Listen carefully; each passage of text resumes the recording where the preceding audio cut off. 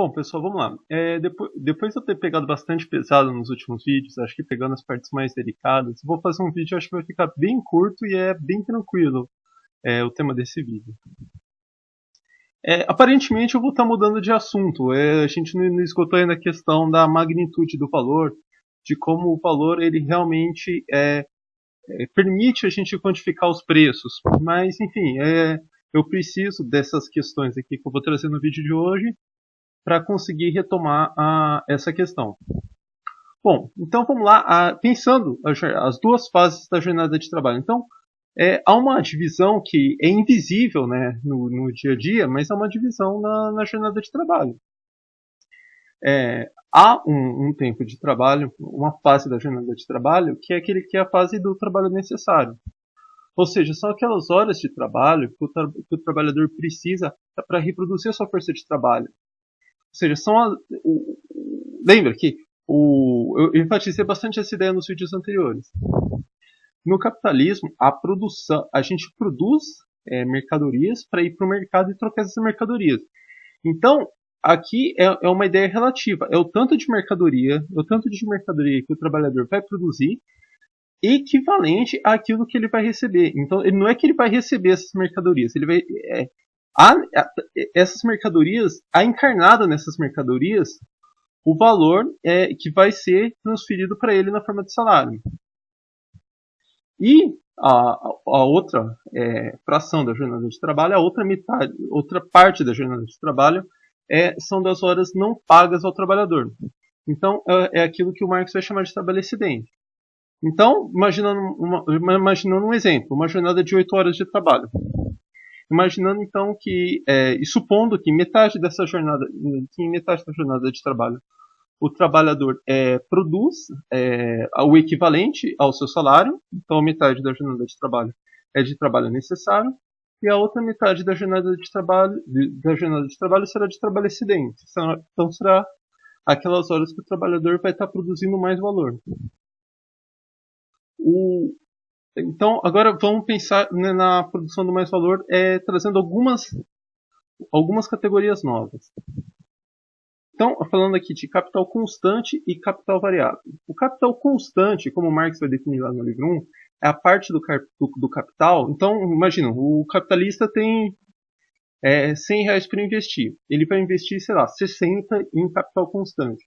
Esse 60, então, o que significa que ele está investindo R$60 em capital constante?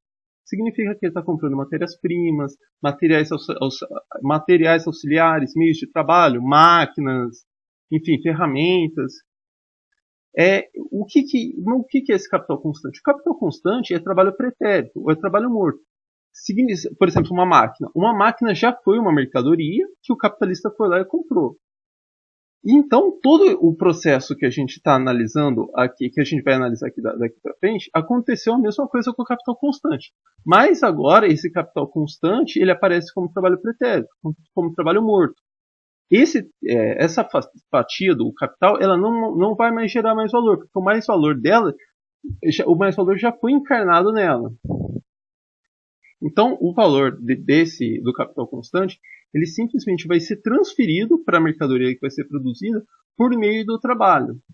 Então, tanto na parte do trabalho, na fatia da jornada de trabalho, do trabalho necessário, como do trabalho excedente, o trabalhador vai estar gerando valor, vai estar produzindo valor, ao mesmo tempo que ele vai estar transferindo para essa mercadoria o valor que está encarnado no capital constante. Depois eu vou dar um exemplo numérico que vai ficar mais fácil de entender. E a outra parte, então, parte do capital, o capitalista vai investir em capital constante e a outra parte vai para o capital variável. Como Marx vai definir, é a parte do capital constituída da força de trabalho. Então, e essa parte do capital é a parte que produz mais valor. O que é? É o trabalho vivo. É aquele trabalho que vai estar não só reproduzindo o valor necessário do trabalho necessário, como do trabalho excedente. Então, antes de partir para o exemplo numérico, vou trazer aqui como que a gente mede a comparação da taxa de mais valor com a taxa de lucro, que aí eu mostro tudo de uma vez só. A taxa de mais-valor é simplesmente essa relação entre o trabalho excedente e o trabalho necessário. Naquele exemplo são 4 horas de trabalho excedente e para 4 horas de trabalho necessário. Então 4 sobre 4 é 1, é 100%. Então aqui a taxa de mais-valor é 100%. A outra forma de encarar o cálculo do mais-valor é simplesmente pegando o mais-valor sobre capital variável. É o valor do mais-valor sobre o valor do capital variável. A taxa de lucro. Então tem uma diferença aqui, essa diferença vai ser fundamental nos próximos vídeos, entre taxa de mais-valor e taxa de lucro.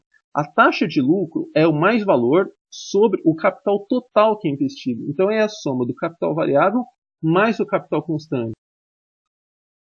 E é importante lembrar também que a partir dessa característica da taxa de mais-valor e da taxa de lucro, que a taxa de mais-valor é sempre maior ou igual à taxa de lucro. Por que isso? Porque o exemplo mais radical que a gente pode imaginar é uma empresa, é um empreendimento que não precisa de capital constante, então só precisa de força de trabalho, de salário. Nesse caso, então, o capital total vai ser o capital variável, não vai ter capital constante. E aí, então, a taxa de lucro vai ser igual à taxa de mais valor sobre capital variável. Então, vamos aqui para um exemplo numérico. O que eu vou tentar mais enfatizar nesse exemplo numérico? Por que eu selecionei esse capital? Eu inventei esse exemplo aqui do capital 1, capital 2 e capital 3. Para mostrar essa diferença da taxa de lucro para a taxa de mais valor. Eu vou continuar utilizando aquele exemplo que eu já citei antes, que a taxa de mais valor aqui é 100%. Então, para retomar aquilo lá que eu falei, do trabalho, da fração de trabalho necessário e trabalho excedente. Numa jornada de 8 horas, 4 horas são de trabalho necessário e 4 horas são de trabalho excedente. Ou seja, 100%, 100% de mais valor. Então vamos lá, o capital 1. O capital 1 ele investe 40. O capitalista 1 ele investe R$40 em capital constante e R$60 em capital variável. E como eu falei, o capital variável o que é? É o salário, é o que efetivamente gera mais valor. Então, lembra lá, a taxa de mais valor é mais valor sobre capital variável. Como aqui a gente sabe que o mais valor é de 100%, 100% de 60 é 60. Então, mais valor de 60.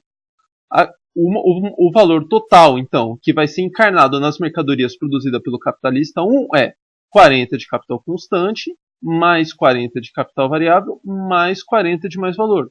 Ou seja, aqui está sendo gerado um valor de 160. O capitalista 2, ele já é mais produtivo. O que significa? Significa que ele precisa de menos força de trabalho. Ou seja, ele vai investir 50 em capital constante e só 50 em capital variável. Tá vendo? Aumentou aqui o capital constante e diminuiu o capital variável. Como a taxa de mais valor continua sendo 100%, a massa de mais valor gerada vai ser 50. 100% de 50, 50. Ou seja, o mais valor total aqui gerado vai ser 50 de capital constante, mais 50 de capital variável, mais 50 de mais valor.